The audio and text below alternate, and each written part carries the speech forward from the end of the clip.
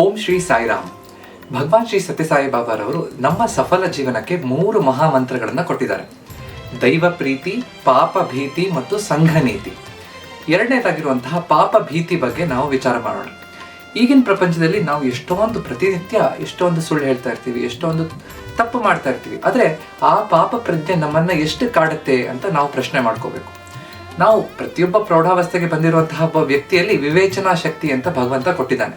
ಅಂದರೆ ಯಾವುದು ಸರಿ ಯಾವುದು ತಪ್ಪು ಅನ್ನೋದನ್ನು ನಾವು ನಿರ್ಧಾರ ಮಾಡುವಂತಹ ಶಕ್ತಿ ನಮಗಿರುತ್ತೆ. ಆದರೆ ನಾವು ಅದನ್ನು ಎಷ್ಟು ಸರಿಯಾಗಿ ಮಾಡ್ತಾ ಇದ್ದೀವಿ ಅನ್ನೋದಕ್ಕೆ ಸ್ವಾಮಿ ಹೇಳಿರುವಂತಹ ಒಂದು ಚಿಕ್ಕ ಕಥೆಯನ್ನು ನಾವು ನೆನಪು ಮಾಡ್ಕೊಳ್ಳೋಣ. ಸ್ವಾಮಿ ಇದನ್ನು ಮಕ್ಕಳಿಗೆ ಅಂದರೆ ಸ್ಟೂಡೆಂಟ್ಸಿಗೆ ದಿವ್ಯೋಪನ್ಯಾಸದಲ್ಲಿ ಹೇಳಿರುವಂತಹ ಒಂದು ಕತೆ. ಒಂದು ಗುರುಕುಲ ಇತ್ತಂತೆ. ಆ ಗುರುಕುಲದಲ್ಲಿ ಒಬ್ಬ ಗುರು ಇದ್ದ. ಆ ಗುರುವಿನ ಬಗ್ಗೆ ಎಲ್ಲ ಶಿಷ್ಯಂದ್ರಿಗೂ ಬಹಳ ಆದರ ಗೌರವ ಎಲ್ಲ ಇತ್ತು. ಆದರೆ ಆ ಶಿಷ್ಯಂದ್ರಲ್ಲಿ ಒಬ್ಬರನ್ನ ಕಂಡ್ರೆ ಇನ್ನೊಬ್ರಿಗೆ ಆಗ್ತಿರ್ಲಿಲ್ಲ. ಒಬ್ಬರನ್ನ ಕಂಡ್ರೆ ಇನ್ನೊಬ್ಬರಿಗೆ ಸಿಟ್ಟು, ದ್ವೇಷ, ಅಸೂಯೆ ಎಲ್ಲ ಇತ್ತು. ಒಬ್ಬರನ್ನೊಬ್ರು ಕಾಲು ಎಳಿಲಿಕ್ಕೆ ಪ್ರಯತ್ನ ಮಾಡ್ತಾ ಇದ್ರು, ಅವಕಾಶಕ್ಕೆ ಕಾಯ್ತಾ ಇರ್ತಿದ್ರು.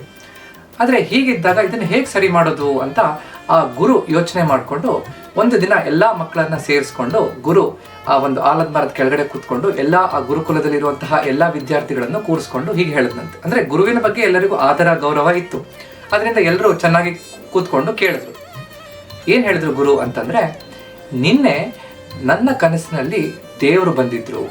ಆ ದೇವರು ನನ್ನ ಕನಸಿನಲ್ಲಿ ಬಂದಾಗ ನಿನ್ನ ಈ ಗುರುಕುಲದಲ್ಲಿ ಒಬ್ಬ ವಿದ್ಯಾರ್ಥಿ ಒಳಗೆ ನಾನು ಪ್ರವೇಶ ಮಾಡಿದ್ದೀನಿ ಅಂತ ಹೇಳಿದ್ರು ಅಂತ. ಅಂದರೆ ಈ ಗುರುಕುಲ ನಿನ್ನ ಏನು ಗುರು ನೀನು ನಡೆಸ್ತಾ ಇರುವಂತಹ ಗುರುಕುಲದ ಒಬ್ಬ ವಿದ್ಯಾರ್ಥಿಯಲ್ಲಿ ದೇವರು ಪ್ರವೇಶ ಮಾಡಿದ್ದಾರೆ ಅಂತ. ಯಾಕಂದ್ರೆ ಗುರುವಿನ ಮೇಲೆ ಭಕ್ತಿ ಇತ್ತು, ಶ್ರದ್ಧೆ ಇತ್ತು, ಗೌರವ ಇತ್ತು. ಎಲ್ಲ ವಿದ್ಯಾರ್ಥಿಗಳು ಆ ಗುರುವಿನ ಮಾತನ್ನ ನಂಬಿಬಿಟ್ರು.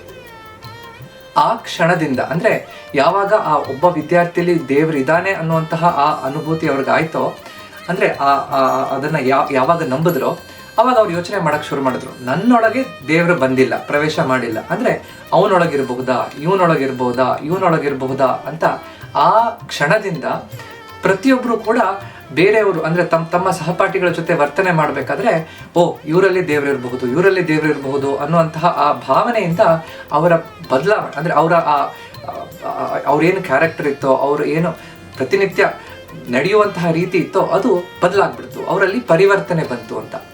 ಅವರು ಆ ಪರಿವರ್ತನೆ ಬರಲಿಕ್ಕೆ ಕೇವಲ ಒಂದೇ ಒಂದು ಆ ಗುರುವಿನ ಆ ವಾಕ್ಯ ಸಾಕಾಯ್ತು. ಅಂದ್ರೆ ನಿಮ್ಮಲ್ಲಿ ಒಬ್ಬರಲ್ಲಿ ದೇವರು ಇದ್ದಾನೆ ಅನ್ನುವಂತಹದ್ದು. ಅಂದ್ರೆ ಯಾವಾಗ ನಮ್ಮಲ್ಲಿ ಆ ದೇವರು ಇದ್ದಾನೆ ಅಥವಾ ನಾನು ಮುಂದೆ ವ್ಯವಹಾರ ಮಾಡುತ್ತಾ ಇರುವಂತಹ ವ್ಯಕ್ತಿಯಲ್ಲಿ ದೇವರು ಇದ್ದಾನೆ ಅನ್ನುವಂತಹ ಭಾವನೆ ಇರುತ್ತೋ, ನನಗೆ ಆವಾಗ ಆ ಪಾಪ ಭೀತಿ ಇರುತ್ತೆ. ನಾನು ತಪ್ಪು ಮಾಡೋದಿಲ್ಲ. ಆ ಕ್ಷಣದಿಂದ ನಾನು ಒಳ್ಳೆಯವನಾಗ್ಲಿಕ್ಕೆ ಹೋಗ್ಬಿಡ್ತೀನಿ. ಸೊ ಆ ದಿನದಿಂದ ಇಡೀ ಗುರುಕುಲದಲ್ಲಿ ಎಲ್ಲ ವಿದ್ಯಾರ್ಥಿಗಳು ಬದಲಾವಣೆ ಆದ್ರು, ಪರಿವರ್ತನೆ ಆಯ್ತು ಅಂತ. ಸೊ ಇದನ್ನ ನಾವು ಸರಿಯಾಗಿ ಗಮನಿಸಬೇಕು. ನಮ್ಮೆಲ್ಲರಲ್ಲೂ ಆ ದೇವರು ಇದ್ದಾನೆ, ಅದು ನಮ್ಗೆ ಗೊತ್ತು, ಅದು ಆ ಆಧ್ಯಾತ್ಮಿಕ ಪರಮ ಸತ್ಯ. ಆದರೆ ಇದನ್ನು ನಾವು ಪ್ರತಿನಿತ್ಯ ಜೀವನದಲ್ಲಿ ಹೇಗೆ ನಮಗೆ ಅಳವಡಿಸ್ಕೊಳ್ಳಿಕ್ಕೆ ಸಾಧ್ಯ?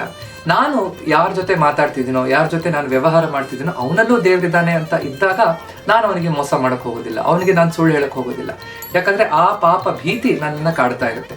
ಸೊ ಈ ರೀತಿ ನಾವು ಈ ಪಾಪ ಭೀತಿಯನ್ನ ದಿನನಿತ್ಯ ಜೀವನದಲ್ಲಿ ಸರಿಯಾದ ರೀತಿಯಲ್ಲಿ ನಾವು ಯಾವಾಗ ಅಳವಡಿಸ್ಕೋತೀವೋ, ದೇವರು ಯಾವಾಗಲೂ ನನ್ನನ್ನು ನೋಡ್ತಾ ಇದ್ದಾನೆ ಅನ್ನುವಂತಹ ಭಾವನೆ ಇರುತ್ತೋ, ಅವಾಗ ನಾವು ಒಳ್ಳೆಯವರಾಗ್ಬಿಡ್ತೀವಿ. ಇಡೀ ಆಧ್ಯಾತ್ಮ ಅನ್ನೋದು ನಾವು ಆಗೋದೇ ನಮ್ಮ ಆಧ್ಯಾತ್ಮದ ಗುರಿ ಅಂತ.